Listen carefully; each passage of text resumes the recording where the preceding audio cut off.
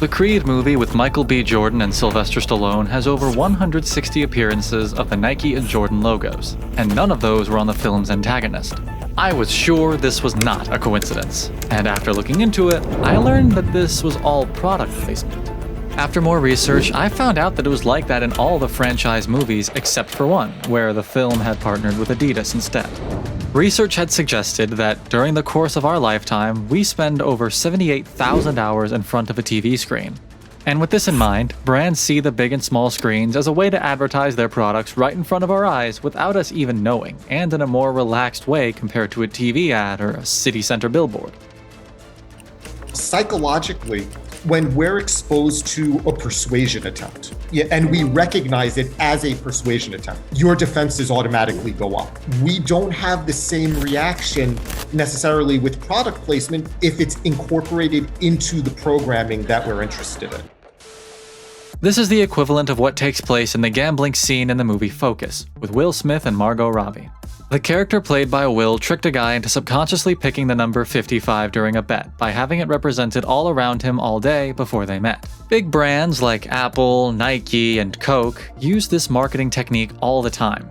Steve Jobs was not lying when he was talking about Nike. The greatest jobs of marketing in the universe has ever seen is Nike. Remember, Nike sells a commodity. They sell shoes. And yet when you think of Nike, you feel something different than a shoe company. You might not pay attention, but you see it all the time in movies or music videos, and it's stuck with you. Most people think that advertising doesn't work on them, but if I ask you right now, what VPN would you suggest to me if I ask for one? NordVPN.com. NordVPN.com. You've probably already noticed, but in some instances, the product is sometimes blurred out because, well, somebody did not receive a check, or the company just didn't want to be associated with the production. And if you decide to portray a company in your footage, or in real life for that matter, it better show them in a good light, or they might sue you. In the year 2022 alone, Nike's advertising and promoting costs amounted to approximately $3.1 billion US. So in today's video, we'll take a look at some of the most iconic product placements in movies. We will only focus on sneakers since it's the items that stand out more, otherwise we would be here all day. Let's get into it. Let's start with a straight-up iconic movie, Batman Returns with the Air Jordan 6s. One of the most notable characteristics about every Batman movie is the bat suit, and the 1992 Batman Returns is no different. However, something that surprises many people who have seen the movie is that Batman's boots in Batman Returns are actually Nike Air Jordan 6 Batman boots. This was made thanks to the partnership between Nike and Warner Bros. Next we have Forrest Gump with the Nike Cortez. In the 1994 film Forrest Gump, Jenny gifts Forrest a pair of white and red Nike Cortezes. The shoes later take Forrest running heartbroken across the United States for 3 years when Forrest realizes that Jenny has disappeared after the night they spent together. After receiving the gift, he does not take off the shoes for the most part of the movie. Following that, we have the Nike Air More Up-Tempo in George of the Jungle. George of the Jungle is a movie about Brendan Fraser being raised by apes in the forest and moving to San Francisco in order to impress a woman.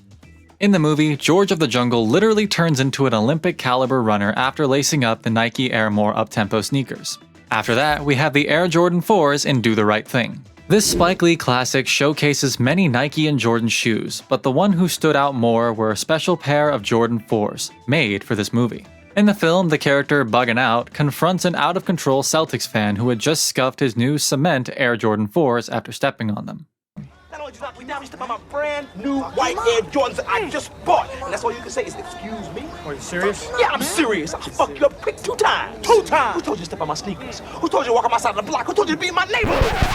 Wait a second, look at this guy, and tell me where else you know him from. Yep, it's Gus, from Breaking Bad and Better Call Saul. Following that, we have The Wolf of Wall Street, in which we see another appearance of the Nike Cortez. In the film, Leonardo DiCaprio and Jonah Hill pop a few pills and go on a trip. During the rampage, they made sure we saw the shoes in every frame and dragged the scene for more than a minute. Spider-Man movies over the years have had their fair share of Nike and Jordan appearances, but in Spider-Man Into the Spider-Verse, the Origin 1 stories are literally part of his outfit. If you watched the 2004 iRobot, you definitely did not miss Will Smith Converse. What is that on your feet? Converse All-Stars, vintage 2004. Don't turn your face up like that. I know you want some. All you gotta do is ask. Back when Reebok was at the top of the game in the 80s, they teamed up with 20th Century Fox for this genius ad for the James Cameron Aliens movie. As you saw, we mostly have Nike on the list because they are the #1 brand for paying for ads. I don't think they pay cash for all these movies. Most of them are probably partnerships that benefit both parties. Here's some honorable mentions before we head down to the top 2. Jamie Foxx with the Jordan 4 and White House Down. Get your hands off my Jordans!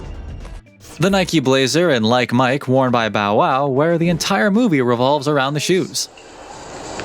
What do you mean? It really wasn't me that was playing. It was the sneakers. Bill Murray in Lost in Translation with the Air Woven Premium.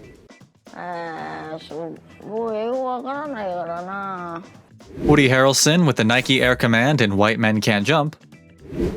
It's now time for the big dogs, and you likely saw it coming.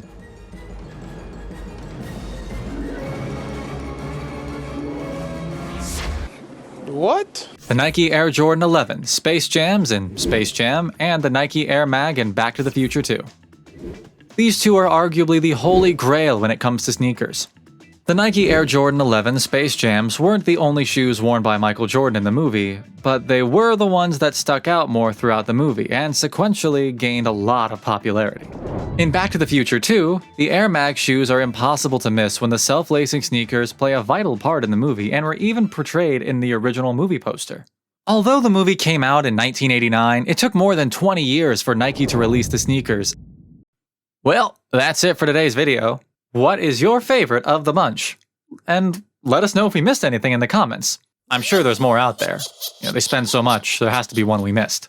Like, subscribe, see you soon. Peace!